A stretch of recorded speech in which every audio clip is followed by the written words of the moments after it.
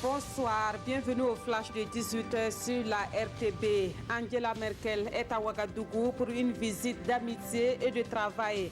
La chancelière allemande a été accueillie par le Premier ministre Christophe Joseph Marie Dabiré. Dans le cadre de sa visite, elle va participer aux côtés des présidents du G5 Sahel au sommet extraordinaire de l'organisation prévu ce soir même. L'Allemagne et le Burkina Faso sont dans une dynamique de partenariat depuis les indépendances. C'est la première fois que Angela Merkel effectue une visite officielle au Burkina Faso. Et comme déjà dit, sitôt arrivée, Angela Merkel prend actuellement part à un sommet extraordinaire du G5 Sahel à côté des 5 chefs d'État de cet espace. Nous voyons ici en image l'arrivée des chefs d'État qui étaient attendus dans la capitale burkinabé. Il s'agit de Idriss Déby Itno du Tchad, Mohamed Ould Abdelaziz de la Mauritanie, Mamoudou Issoufou du Niger et Ibrahim Boubacar Keïta du Mali. Ils ont tous été accueillis à leur arrivée par le président du Faso. Dans l'actualité également, aujourd'hui 1er mai, à l'instar des autres travailleurs du monde, ceux du Burkina Faso se sont mobilisés pour marquer la journée de la fête du travail à la Bourse du Travail.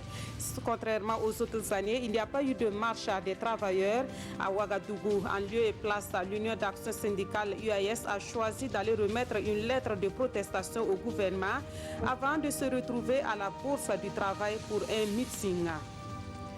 Dans le cadre du renforcement de la paix et de la cohésion sociale, l'Association pour le développement intégré de la région de Haut-Bassin a organisé le samedi 27 avril dernier une conférence publique sur la paix et la sécurité à Bobo-Dioulasso.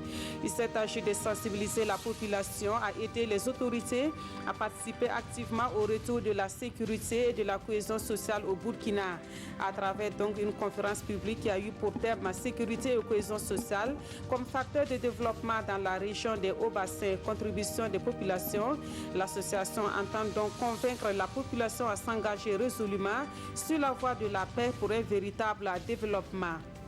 Et pour terminer, au Venezuela, une tentative de coup d'État a échoué hier. L'opposant Juan Guaido avait annoncé que des militaires l'avaient rejoint et appelé les populations à manifester ce mercredi afin de pousser le président Maduro à quitter le pouvoir.